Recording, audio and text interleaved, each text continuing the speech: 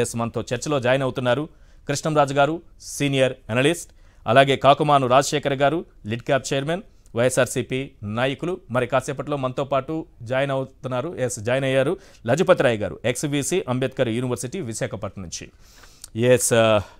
కృష్ణంరాజు గారు, అంటరానితనం, అస్పృశ్యత ఎప్పుడుది సార్ ఈ మాటలు ఇంకా ఈ సమాజంలో ఉన్నాయంటే ఎక్కడున్నాయి, లేవు అని మీలాంటి వాళ్ళు నాలాంటి వాళ్ళు అంటాము. ఎందుకంటే ఎక్కడ కనిపించదు, ఆ దిశగా మన సమాజం మారుతూ వస్తోంది. ఇంకా ఈ అంటరానితనం ఏంటి, ఈ అస్పృశ్యత ఏంటి అనే దిశగా. కానీ కొంతమంది పెత్తందారులు అంటరానితనం రూపాన్ని మార్చేశారంటూ ఈరోజు ముఖ్యమంత్రి వైఎస్ జగన్మోహన్ రెడ్డి గారు చేసినటువంటి ప్రసంగం చాలా ఆలోచింపజేసే దిశగా కనిపిస్తోంది సార్.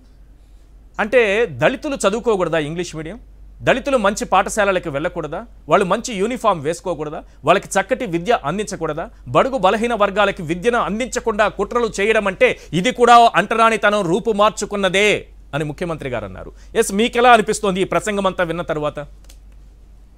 సార్, ఈ ప్రసంగం పూర్తిగా ఆలోచింపచేసేదిగా, అలాగే భవిష్యత్ కార్యాచరణను కూడా ఆయన ఏం చేయబోతున్నారో చెప్పే విధంగా, అంబేద్కర్ ఆశయాలు ఆయన అడుగుజాడల్లో తూచా తప్పకుండా నడిచి వెళ్ళేటట్టుగా ఆయన ప్రసంగం అంతా కొనసాగింది.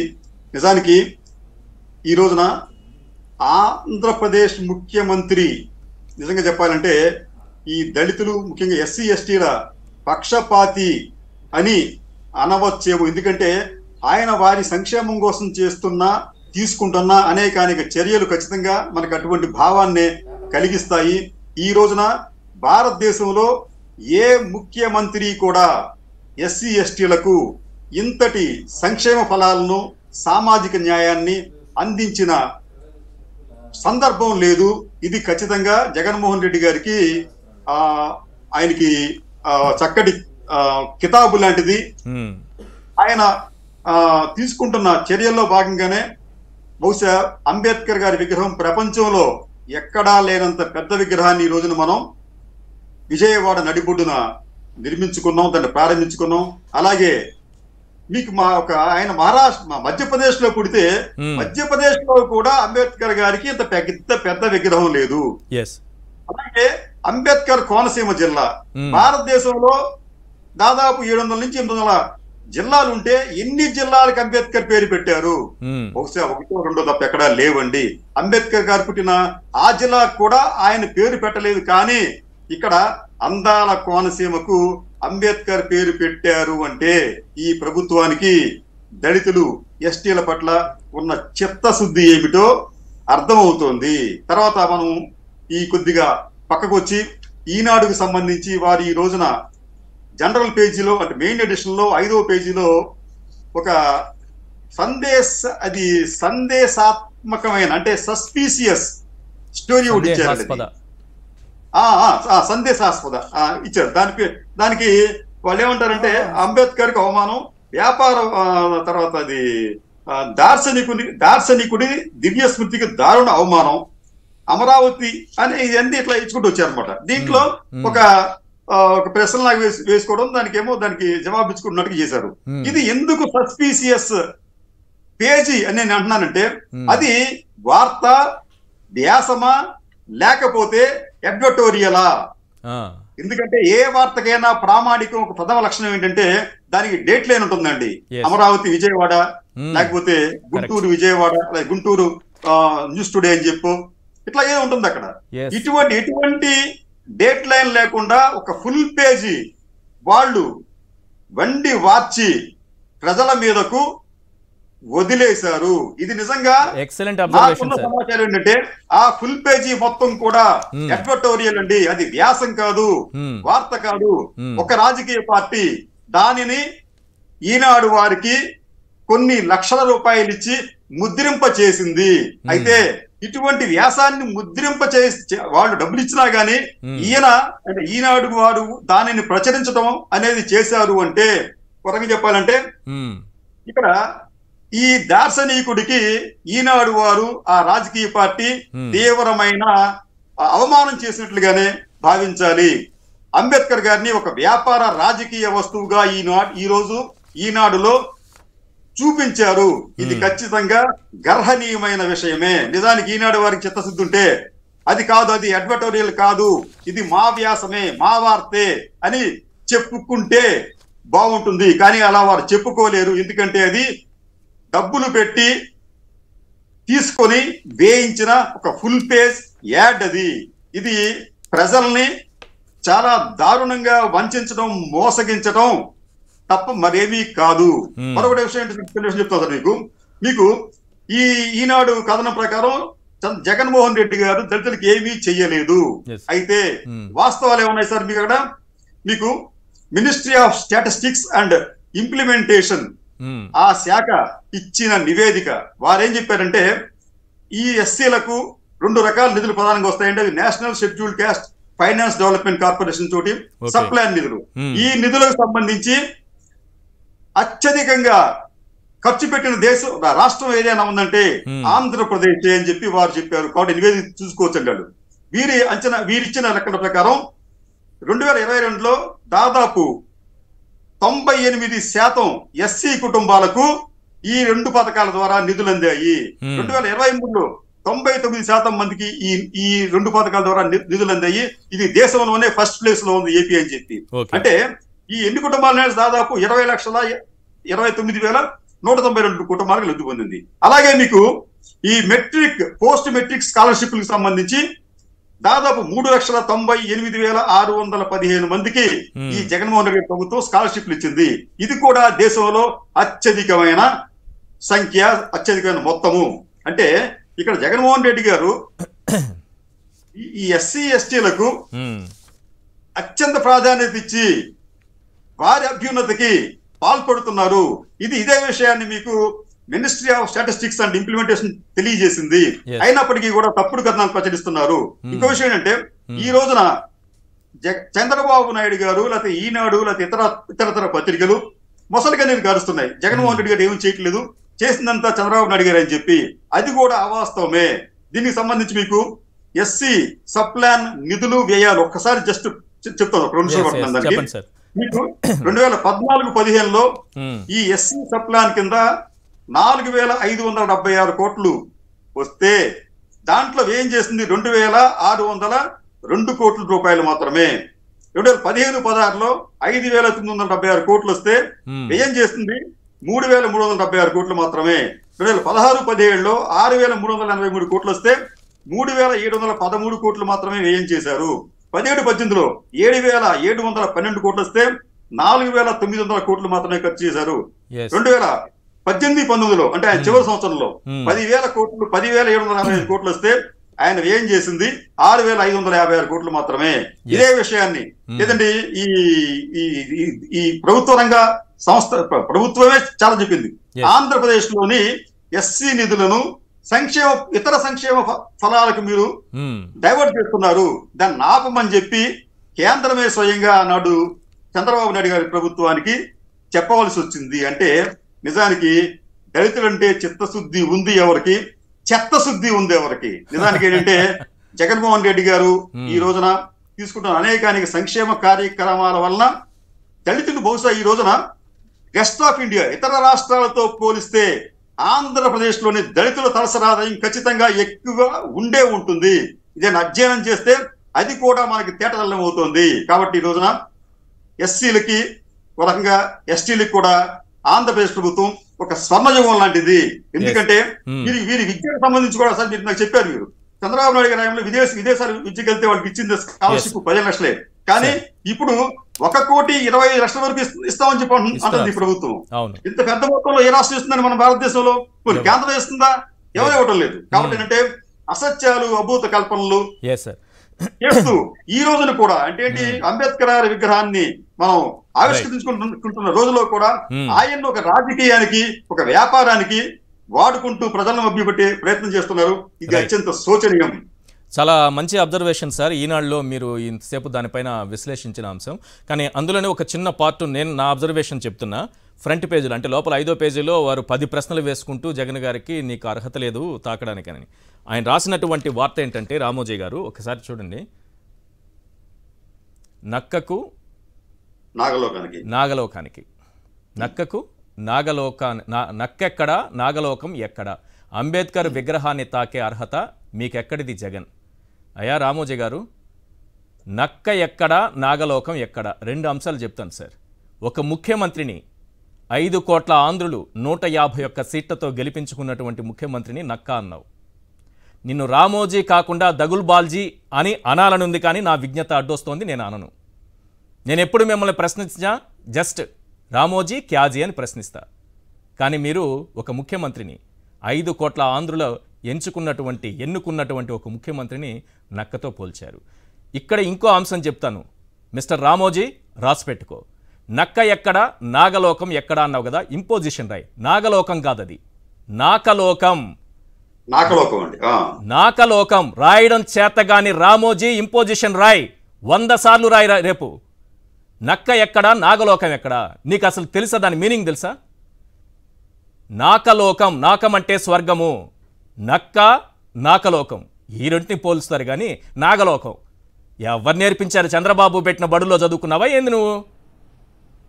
నీ విజ్ఞానం ఇదే, నీ స్థాయి ఇదే. నక్కకి నాగలోకానికంటే ఎవడు చెప్పాడు నీకు నక్కకి నాగలోకానికని? నక్క ఎక్కడ నాకలోకం అనాలి, నాగలోకం అని రాసావు నువ్వు. నీకు రాయడం చేత కాదు. చంద్రబాబు కోసం నువ్వు ఏ స్థాయికి దిగజారిపోయావంటే ఒక ముఖ్యమంత్రిని నక్క అంటున్నావు. నువ్వు చంద్రబాబు మీ పెత్తందారులందరూ గుంట నక్కలని ఈ రాష్ట్ర ప్రజలు ఎప్పుడో కనిపెట్టారు. గుంట నక్కల గుంపుని 23 సీట్లతో తరిమి కొట్టారు. ఆ 23 కూడా మిగలకుండా చేయాల్సినటువంటి బాధ్యత ఈ రాష్ట్ర ప్రజలపై ఉంది. ఎందుకంటే ముఖ్యమంత్రిని ఈ రకంగా దూషించాడంటే, ఇంత గొప్ప కార్యక్రమాన్ని నిర్వహిస్తుంటే కడుపు మంట రామోజీకి ఏ స్థాయిలో ఉంది చూడండి.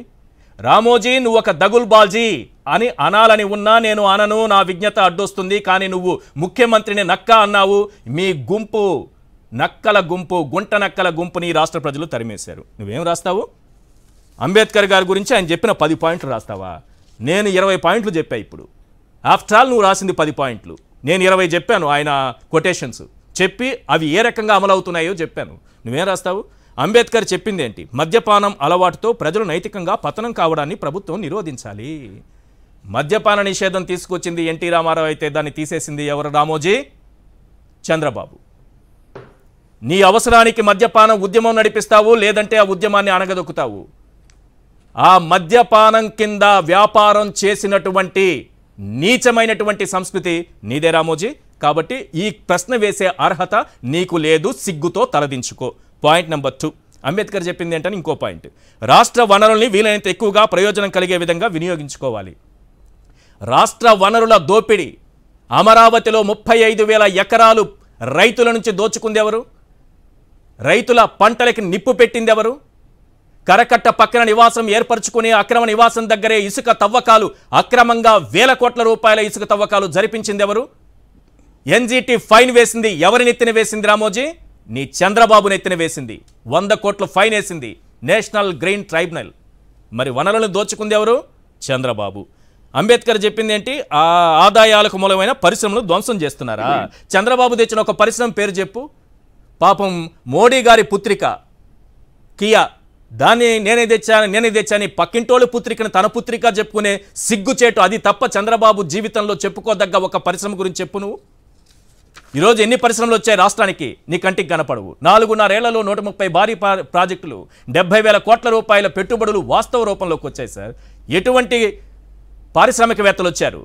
ముఖేష్ అంబానీ, టాటా, బిర్లా, అదానీ, ఆర్సెలర్స్ మిట్టల్, సంఘ్వి, భజంకా, భంగర్, ఎవరు వీళ్ళంతా? ఇంతమంది వచ్చి ఇక్కడ పెట్టుబడులు పెడుతుంటే నీ కంటికి కనపడకపోతే కాంట్రాక్ట్ ఆపరేషన్ చేయించుకో. ఇన్ఫోసిస్, విప్రో, అమెజాన్, బిఈఎల్, రాడ్స్టాన్, ఎక్కడి నుంచి వచ్చాయి ఇవన్నీ? విశాఖలో వచ్చినటువంటి ఐటీ కంపెనీలు కావా ఇవన్నీ? 2022-23లో రాష్ట్ర ప్రభుత్వం 3,32,000 కోట్లను ఆకర్షించిందని ఎంఎస్ఎంఈ ఎక్స్పోర్ట్ ప్రమోషన్ కౌన్సిల్ ఇచ్చిన సర్టిఫికేట్ సార్ ఇది. కంటికి కనపడదా? ఉద్యోగాలు ఎక్కడొచ్చాయి, పరిశ్రమలు ఎక్కడొచ్చాయని రాస్తావా? 4, అంబేద్కర్ చెప్పింది ఏంటి? విద్యా వ్యాప్తికి కృషి చేయడమే విశ్వవిద్యాలయ కర్తవ్యం అంట. విద్యా వ్యాప్తికి కృషి చేసిన ఏకైక నాయకుడు వైఎస్ జగన్మోహన్ రెడ్డి గారు. విద్యా సంస్కరణలు తీసుకొచ్చిన ఏకైక నాయకుడు జగన్మోహన్ రెడ్డి గారు. చంద్రబాబు నాయుడు గారు ఏం చేశారు సార్? తన సొంత గ్రామంలో నారావారి పల్లెలో ప్రభుత్వ పాఠశాలల్లో బాలబాలికలకు మరుగుదొడ్లు కూడా కట్టించని మురుగు మనిషి సార్. విద్యారంగంలో విప్లవాత్మక సంస్కరణలు తీసుకొచ్చారు. విద్య గురించి మాట్లాడే అర్హత నీకు చంద్రబాబుకు ఉందా? సిగ్గుతో తలదించుకో. ఇంకేంది? ప్రజాస్వామ్యం విజయవంతం కావాలంటే క్రియాశీలక ప్రతిపక్షం ఉండి తెరాలా. మరి 23 మంది జగన్ గారి భుజాలపైన, ఆయన భుజాల కష్టాలతో గెలిపించుకున్న 67 మందిలో 23 మందిని అక్రమంగా పశువులను కొన్నట్టు సంతలో కొని చంద్రబాబు ప్రజాస్వామ్యాన్ని కూనీ చేసినప్పుడు ఎక్కడున్నావు రామోజీ? ఏ గుట్టలో దాక్కున్నావు? అందులో 4 ఏమిచ్చారు? మంత్రి పదవులు ఇచ్చారు. మొన్నటికి మొన్న ఎమ్మెల్సీ ఎన్నికల్లో దొంగ ఓట్లు, క్రాస్ ఓటింగ్లు వేయించుకుని గెలిచినటువంటి ప్రజాస్వామ్యాన్ని కూనీ చేసినటువంటి వ్యక్తి చంద్రబాబు. ఆయన గురించి రాయి. ఓటుకు నోట్లో దొరికిపోయిన దొంగ గురించి రాయి. నువ్వా ప్రజాస్వామ్యం గురించి మాట్లాడేది? ఇంకేమంటావు? అంబేద్కర్ చెప్పింది ఏంటి? పౌరుల భావ ప్రకటన హక్కులో పత్రికా స్వేచ్ఛ. పత్రికా స్వేచ్ఛ, ఎంతమందిని అరెస్ట్ చేశారు, ఇవేవి చెప్పను నేను. రామోజీ గారు రేపు పొద్దున 7:15 ఒక్కసారి సాక్షి టీవీ ఆన్ చేయండి. కొమ్మినేని శ్రీనివాసరావు గారి డిబేట్ కనిపిస్తుంది మీకు, ఆయన విశ్లేషణ కార్యక్రమం కనిపిస్తుంది. పత్రికా స్వేచ్ఛని, విలేకరుల గొంతుని నువ్వు ఏ రకంగా నొక్కేశారో నువ్వు చంద్రబాబు ప్రత్యక్ష సాక్ష్యంగా మీకు కొమ్మినేని శ్రీనివాసరావు గారు కనిపిస్తారు సార్. ఏం చెప్పాలి నీకు ఇంతకంటే? ఇంకా ఏంటి రాతలు? ఎన్నికలు సక్రమంగా నిష్పక్షపాతంగా జరగడం అనేది ప్రజాస్వామ్యానికి పునాదని అంబేద్కర్ అన్నారట. మరి 2003లో 1,10,00,000 దొంగ ఓట్లు చేర్పించిన దొంగ ఎవరు సార్? కుప్పంలో 43,000 దొంగ ఓట్లు చేర్పించిన దొంగ ఎవరు సార్? మొన్న 2019లో 63 లక్షల దొంగ ఓట్లు చేర్పించిన దొంగ ఎవరు సార్? ఇప్పుడు తెలంగాణ ఎన్నికలు ముగిసిపోగానే వెంటనే అక్కడి నుంచి ఇక్కడ డబుల్ ఓట్లు వేయించడానికి కృషి చేస్తున్నటువంటి దొంగ ఎవరు సార్? హైదరాబాద్లో బ్యానర్లు కట్టి మరీ దొంగ ఓట్ల కోసం రండి, డబుల్ ఓట్ల కోసం రండి అని అక్కడ గ్రూపులు ఏర్పాటు చేసి పిలుస్తోంది ఎవరు సార్? మీరా ప్రజాస్వామ్యం గురించి మాట్లాడేది? ఎస్, కాకుమాను రాజశేఖర్ గారు, ఏంటి రాతలు? ఎంత దుర్మార్గపు రాతలంటే ఇవి చూస్తుంటే ఇది ఒక పత్రిక, దీనికి విలువలు ఉన్నాయా? అసలు వీళ్ళకి ప్రజలంటే, దళితులంటే ప్రేమ, గౌరవం ఏమైనా ఉన్నాయా అనిపిస్తోంది సార్. ఏంటి రాతలు? ఈ రాతల గురించి ఏం చెప్తారు? ఈరోజు ఇంత గొప్ప కార్యక్రమం జరుగుతుంటే వీళ్ళు రాసినటువంటి రాతలు.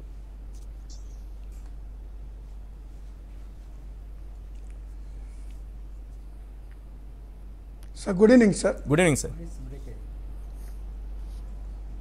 ఈరోజు ఈనాడు పేపర్ రాసేటువంటి రాతలు కానీ, లేదా జ్యోతి పేపర్లో రాసేటువంటి రాతలు కానీ, వీటన్నిటిని చూస్తే మరి విచిత్రంగా ఉంది, వింతగా ఉంది.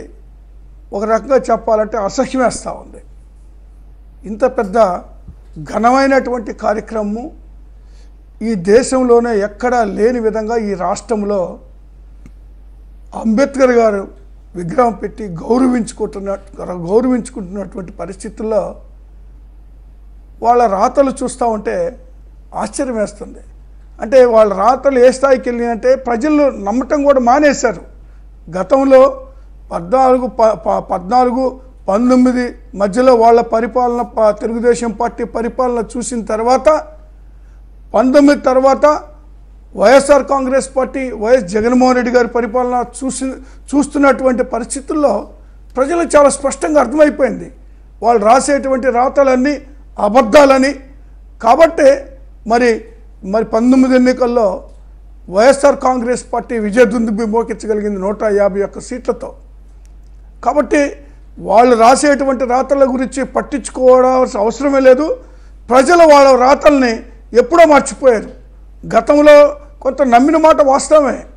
రాను రాను వాళ్ళ పరిస్థితులు, వాళ్ళు రాసేటువంటి రాతలు, వాళ్ళ పిచ్చి శాస్త్రాలు, వాళ్ళ పిచ్చి రాతలు చూసిన తర్వాత ప్రజలు మరి చాలా స్పష్టంగా అర్థం చేసుకున్నారు.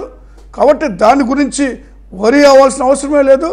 ఈరోజు జగన్మోహన్ రెడ్డి గారు పరిపాలనలో మరి 19 నుంచి ఇప్పటి వరకు జరుగుతున్నటువంటి పరిపాలన ప్రజలు చవిచూశారు. ముఖ్యంగా బడుగు వర్గాలు, ఎస్సీ, ఎస్టీ, బీసీ, మైనారిటీలు మరి అనేక సంక్షేమ కార్యక్రమాల ద్వారా, ఆయన అనేక కార్యక్రమాల ద్వారా ఈ వర్గాలకు మమేకం అవుతూ ఉన్నారు. అదేవిధంగా మరి అగ్రవర్ణాల్లో ఉన్నటువంటి పేదలను కూడా ఆదుకుంటూ ముందుకెళ్తున్నటువంటి పరిస్థితుల్లో వీళ్ళ మాటల గురించి పట్టించుకోవాల్సిన అవసరమే లేదు.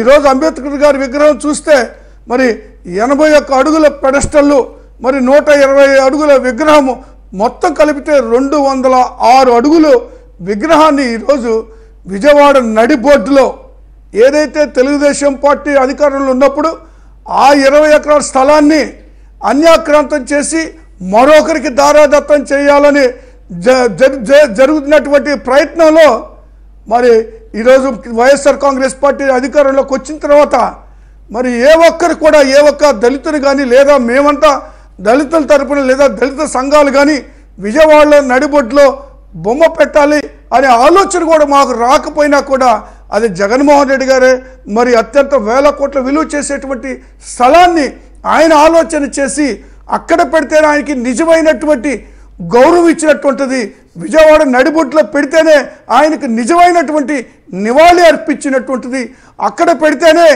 ఆయన యొక్క ఆశయాల సాధన కోసం ఆయన ఏదైతే రాజ్యాంగమో పొందుపరిచారో ఆ అంశాలన్నీ కూడా నెరవేరుస్తున్న సందర్భంలో ఆయన గౌరవించుకోవాలనేటువంటి ఒక సదుద్దేశంతో మరి విగ్రహాన్ని తీసుకొచ్చి విజయవాడ నడిబొడ్డులో పెట్టడం జరిగింది. అదే తెలుగుదేశం పార్టీ అధికారంలో ఉన్నప్పుడు అమరావతిలో ఒక ముళ్ళ కంచెల్లో తీసుకెళ్లి విగ్రహం పెడతానని 100 కోట్ల రూపాయలు ఖర్చు పెడతానని వాళ్ళు మాట్లాడటం జరిగింది. కానీ అక్కడ విగ్రహం పెట్టింది లేదు, 100 కోట్లు ఖర్చు పెట్టింది లేదు. కేవలం మరి అక్కడ శంకుస్థాపనలకే పరిమితమైన పరిస్థితులు ఉన్నాయి.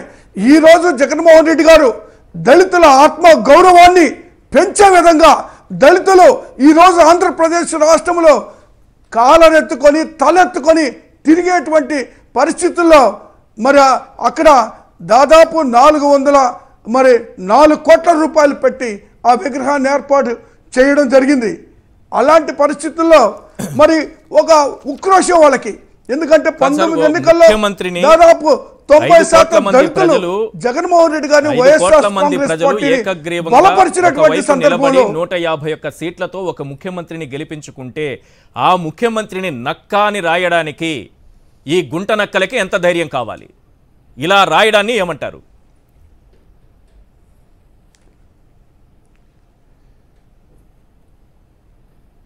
ఈశ్వర్ గారు వాళ్ళకి చెవులుండి కూడా వినలేరు, కళ్ళుండి కూడా చూడలేని దౌర్భాగ్యమైనటువంటి పరిస్థితుల్లో ఈ పేపర్లు ఉన్నాయి, పర్టికులర్గా ఎల్లో మీడియా.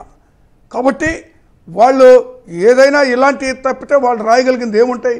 ఈరోజు జరుగుతున్న మంచి కార్యక్రమాలు ఎన్నో ఉన్నాయి, అవన్నీ చెప్పి మరి నక్కలు అంటే కాదు గుంట నక్కల్లాగా వాళ్ళు ఈరోజు చేస్తున్నటువంటి పరిస్థితులు ప్రజలు కూడా గమనిస్తున్నారు. వీళ్ళు ఈరోజు రాష్ట్రంలో జరిగేటువంటి అనేకమైనటువంటి సంక్షేమ కార్యక్రమాలు ప్రతి ఒక్క పేదవాళ్ళు, ఎస్సీ ఎస్టీ బీసీ మైనారిటీల్లో ఉన్నటువంటి ప్రతి ఒక్క పేదవాళ్ళకు కూడా ఈరోజు సంక్షేమ కార్యక్రమాలు చూసే వాళ్ళ కళ్ళు కనపట్ల. ఈరోజు పేదవాళ్ళు మరి ముఖ్యంగా బడుగు బలహీన వర్గాలకు చెందినటువంటి పేదవాళ్ళ బిడ్డలు ఇంగ్లీష్ మీడియంలో చదువుతున్నటువంటి పరిస్థితి వాళ్ళు గమనించలేకపోతూ ఉన్నారు. వాళ్ళు చదువుతున్నటువంటి స్కూల్స్ మరి బాగు చేసి నాడు నేడు కార్యక్రమాల ద్వారా వాటన్నిటి కూడా అభివృద్ధి చేస్తున్న వాళ్ళు చూడలేకపోతూ ఉన్నారు. విలేజ్ క్లినిక్ల ద్వారా లేదా ఫ్యామిలీ డాక్టర్ల ద్వారా వైద్యాన్ని అందిస్తున్నటువంటి పరిస్థితులు కూడా వాళ్ళు చూడలేకపోతున్నారు. మరొక పక్క మరి రైతు భరోసా కేంద్రాలు పెట్టి రైతులను ఆదుకుంటున్నటువంటి పరిస్థితులు వాళ్ళు చూడలేకపోతూ ఉన్నారు. ఇలాంటి పరిస్థితుల్లో వాళ్ళు మరి వాళ్ళు ఇష్టం వచ్చినటువంటి రాతలు రాసినంత మాత్రాన రాష్ట్ర ఎన్నికల ప్రయోజనాల కొరకు లేదా చంద్రబాబు నాయుడు గారికి ఒత్తాసు పలకడానికి ఆయన ముఖ్యమంత్రిని చేసేటువంటి ఉద్దేశంతో మరి వాళ్ళు ఇలాంటి రాతలు రాస్తూ ఉన్నారు. కానీ ఒక పక్క ప్రజలు గమనిస్తూనే ఉన్నారు. వీళ్ళు రాసేటువంటి పిచ్చి రాతల్ని వీళ్ళు అందరూ ప్రజలు గమనిస్తూనే ఉన్నారు. నేను ఇప్పుడే ఒక సోషల్ మీడియాలో చూశాను, అది ఎంతవరకు మరి కరెక్టో నాకైతే తెలీదు. సోషల్ మీడియాలో వచ్చింది, పొన్నూరు మాజీ ఎమ్మెల్యే ధూళిపాల నరేంద్ర గారు మరి మాట్లాడుతూ అంబేద్కర్ విగ్రహంలో అవినీతి జరిగింది, మేము 90 రోజుల తర్వాత మేము అధికారంలోకి వచ్చాక అంబేద్కర్ గారి విగ్రహాన్ని విజయవాడ నడిబొడ్డులో తీసేసి వెళ్ళే అమరావతిలో పెడతామని మాట్లాడినట్టుగా సోషల్ మీడియాలో వస్తూ ఉంది. అంబేద్కర్ గారు విగ్రహాన్ని టచ్ చేసే దమ్ము ఎవరికైనా ఉంటే రమ్మనండి ఆడికి. ఈ రాష్ట్రంలో ఆ ప్రయత్నం చేసే ఎవడినైనా సరే రక్తం ఏరులై పారుతుంది, ఎవరిని క్షమించే ప్రశ్న లేదు. అంబేద్కర్ గారికి అవమానం జరిగినా, జగన్మోహన్ రెడ్డి గారికి అవమానం జరిగినా యావత్తు దళిత జాతి మొత్తం జగన్మోహన్ రెడ్డి గారి పక్కన నిలబడుతుంది. అంబేద్కర్ గారి ఆశయాల సాధన కోసం ఆయన పెట్టినటువంటి విగ్రహాన్ని శాశ్వతంగా అక్కడే ఉంటుంది. ఏ ఒక్కరు కూడా కదిలించేటువంటి అవకాశం లేదు, కదిలించేటువంటి ప్రయత్నం చేసినా కూడా భస్మం అయిపోతారని సందర్భంగా నేనైతే కాన్ఫిడెంట్ గా చెప్తున్నాను సార్, అంబేద్కర్ విగ్రహాన్ని మీరు టచ్ చేయరన్నారు కదా, అది నిజం. దానికి ఇంకో కారణం కూడా ఉంది. ఎందుకంటే వాళ్ళకి దళితులంటే ఇష్టం లేదు కాబట్టి ఆ విగ్రహాన్ని టచ్ చేయరు. రెండోది, ఆ పెత్తందారీ సామ్రాజ్యమైనటువంటి అమరావతిలో అస్సలు పెట్టుకోరు. వాళ్ళు ఎక్కడో మీరు అన్నట్టే ముళ్ళ కంచెల్లో ఎక్కడైనా పెట్టుకోవాల్సిందే. ఆ ప్రయత్నం కూడా చేయలేదు, చేస్తానని చెప్పి అది కూడా చేయకుండా మానేశారు. సో అంబేద్కర్ విగ్రహాన్ని టచ్ చేయరనడానికి ఏంటంటే ధైర్యమే కాదు, వాళ్ళకి అసలు అంబేద్కర్ గారంటేనే దళితుడని, ఆ దళితుల్ని ఎవరిని కూడా దగ్గరకు కూడా రానివ్వరు సార్. వాళ్ళు పెత్తందారీ మనస్తత్వం అలాంటిది. చంద్రబాబు ఏమన్నారు, చింతమనేని ఏమన్నారు, ఆదినారాయణ రెడ్డి ఏమన్నారు, దళితుల గురించి ఒక్కసారి మీరు ప్లే చేశారంటే ఆ తర్వాత లజపతి రాయ్ గారితో నేను మాట్లాడతాను. ఒక్కసారి బయట ప్లే చేయండి. చంద్రబాబుకి, చింతమనేనికి, ఆదినారాయణ రెడ్డికి, వీళ్ళ టీడీపీ నాయకులకి, రామోజీకి, లేకపోతే పేరు కూడా పలకరాని, పలకాలంటే ఇష్టం లేని కుర్చీ కింద కృష్ణయ్యో, మంచం కింద కృష్ణయ్యో ఒక ఆయన ఉన్నాడు. ఆయన ఏదో వార్తలు రాస్తూ ఉంటాడు, ఎవరు వినని వార్తలన్నీ ఆయనే వింటారు. వీళ్ళందరి పెత్తందారీ మనస్తత్వాలు ఎలా ఉంటాయనేది ఆ 3 బైట్స్ ద్వారా మనకు అర్థమైపోతుంది. ఒకసారి ఆ బైట్ ప్లే చేయండి ప్లీజ్. కులంలో పుట్టావు నీకు తెలియదు, నువ్వు పుట్టాలను కోరుకున్నావా? ఎవరు మాత్రం ఎస్సీ కులంలో పుట్టాలను కోరుకుంటారు? డబ్బులు లేకపోతే అందరూ కూడా సంపన్న వర్గాలనే పుట్టాలను కోరుకుంటారు. లేదంటే అందరూ రాజుల కులంలో పుడితే రాజ్యాన్ని ఆలోచన అనుకుంటారు. రాజకీయంగా మీ గుర్తుపెట్టుకోండి ఒకటే, మీరు దళితులు, మీరు వెనకబడినటువంటి వారు, మీరు షెడ్యూల్ కాస్ట్ వారు. రాజకీయాలు మాకుంటాయి, మాకు పదవులు, మీకెందుకు రా పిచ్చమన్నా కొడుకులారా కొట్లాట. ఈ సమాజంలో వెనకబడేది ఎవరు అంటే ఎస్సీ ఎస్టీ. కారణం వాళ్ళ వెనుకబాటు కారణం ఎస్సీ ఎస్టీ. ఈ సమాజంలో ఈ ఆసుపత్రితో సహా చాలా విషయాల్లో ఎంతో మేలు చేయాలని ఆలోచించిన పట్టా భూములు ఉండవు, సరిగా చదవరు, శుభ్రంగా ఉండరు. సార్ లజపతి రాయ్ గారు, ఈరోజు ముఖ్యమంత్రి గారి ప్రసంగంలో ఆయన పెత్తందారి మనస్తత్వం పైన, అలాగే అంటరానితనం రూపం మార్చుకొని తిరుగుతోంది కొందరి రూపంలో అని అన్నారు. ఈ మొత్తం ఓవరాల్ వారి ప్రసంగం పైన మీ విశ్లేషణ ఏంటి?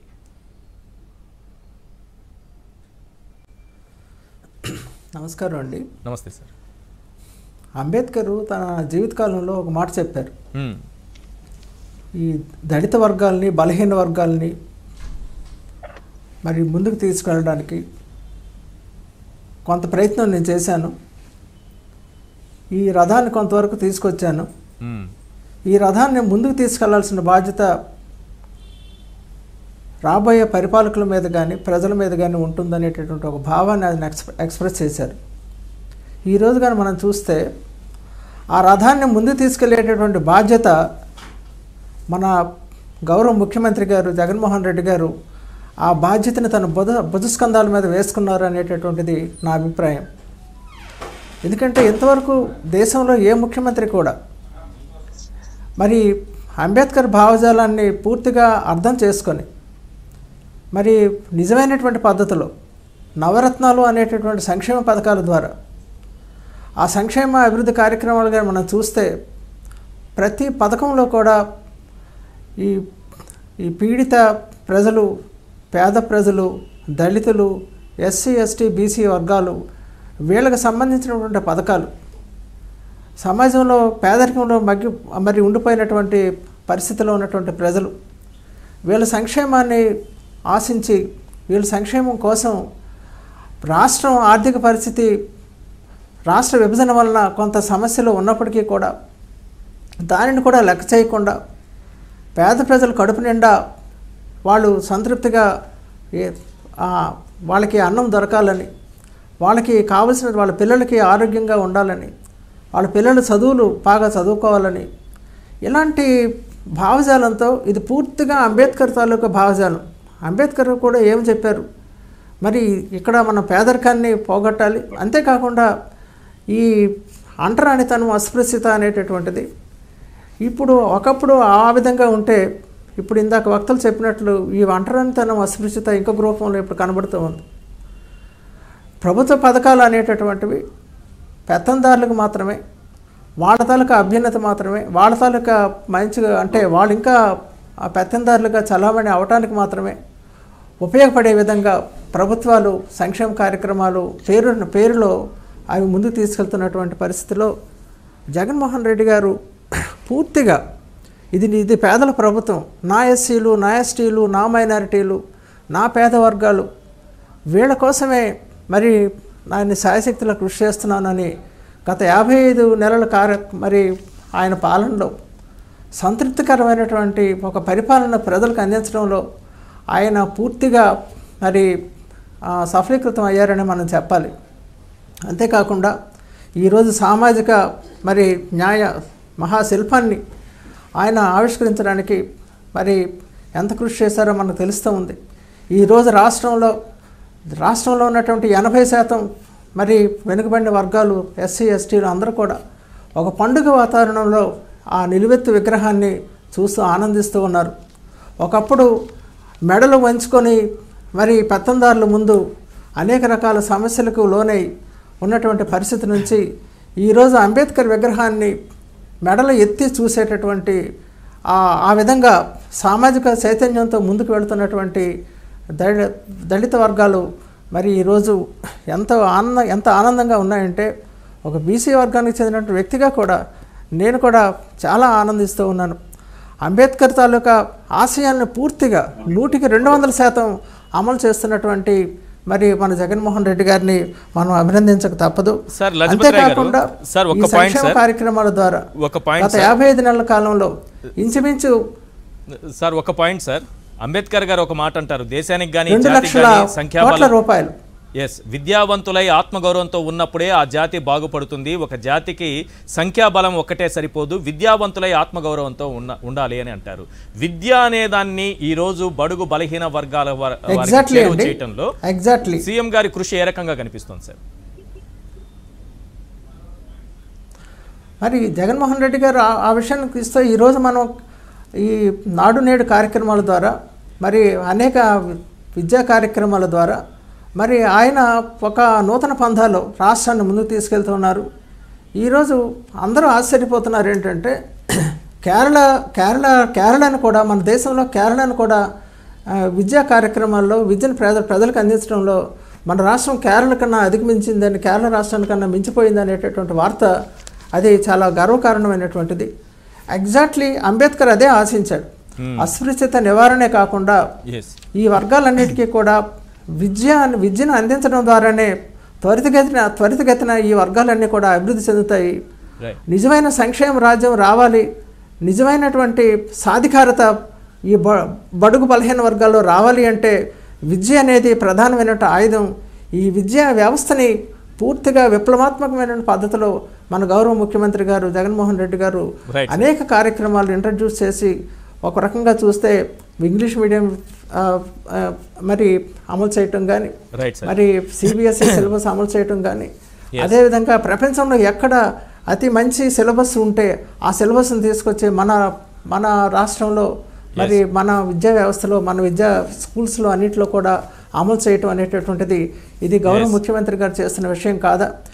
మరి కళ్ళు మూసుకొని మరి ఇదేదో జరగటం లేదు, అభివృద్ధి జరగటం లేదు, మరి ఇదంతా ఏదో ఒక రకంగా రాజకీయంగా బురద జల్లటానికి ప్రయత్నాలు మరి చేయటం అనేటటువంటి సమంజసం కాదు. విపక్షాలన్నీ కూడా ఒక క్రియాశీలకమైనటువంటి పాత్ర వహించాలి కానీ మరి అభివృద్ధికి విరోధంగా, అభివృద్ధిని నిరోధించే విధంగా తమ తాలూకు పాత్రని వాళ్ళు వహించడం లేదనేటటువంటి ప్రజలందరూ గమనిస్తున్నారనే విషయం నేను ఒక విద్యావంతుడిగా నేను చెప్తూ ఉన్నాను ఈరోజు. రైట్ సార్, మనకి సమయం మించిపోయింది. రామోజీరావు గారికి మళ్ళీ ఒకసారి చెప్తున్నాను, నక్క ఎక్కడ నాగలోకం ఎక్కడ అన్నారు కదా, అది నాకలోకం. రేపు సరిదిద్దుకొని పేపర్లో నాకలోకం తప్పు, అచ్చు తప్పు అని రాయాలి మీరు. రెండో అంశం ఇంపోజిషన్ రాయాలి. రామోజీ గారు 87 ఏళ్ల వయసు మీకు. ఇంపోజిషన్ నక్కకి నాగలోకానికి కాదు, నక్కకు నాకలోకానికి, నాకలోకం అని రాయాలి. ఇంపోజిషన్ మొత్తం 1000 సార్లు రాయాలి ఈ వయసులో మీరు. గుట్టల్లో గుట్టుగా కూర్చొని రాయాలి, ఎవరికి కనిపించకూడదు. రాయడమే తప్పు. ఒక ముఖ్యమంత్రిని నక్కాని సంబోధించడమే తప్పు. మళ్ళీ నువ్వు రాసే సామెత మరో పెద్ద తప్పు. ఇంపోజిషన్ రాయాలి. రామోజీ గారు నాలాంటి చిన్నపిల్లల దగ్గర, చిన్నవాళ్ళ దగ్గర చెప్పించుకోకూడదు. మీరు చాలా జూనియర్లు కదా మేము, మీరు చెప్పించుకోకూడదు. నక్కకు నాకలోకానికి అని రాయాలి. ఇంపోజిషన్ రాయండి, నేర్చుకోండి. Thank you sir. చర్చలో పాల్గొన్నందుకు కృష్ణంరాజు గారు, కాకుమాన్ రాజశేఖర్ గారు, అలాగే లజపతి రాయ్ గారు. ఇది వాటి చర్చా కార్యక్రమం. చూస్తూనే ఉండండి సాక్షి టీవీ.